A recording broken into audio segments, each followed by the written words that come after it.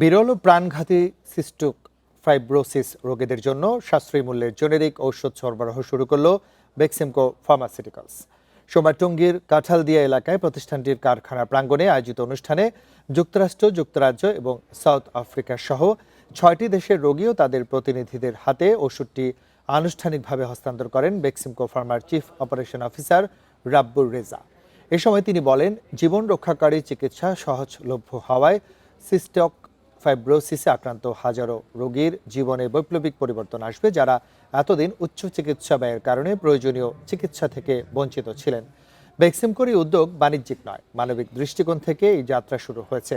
অনুষ্ঠানে যুক্তরাজ্য ভিত্তিক advocacy group right to breathe এর প্রতিনিধি সহ গণমাধ্যম কর্মীরা উপস্থিত ছিলেন।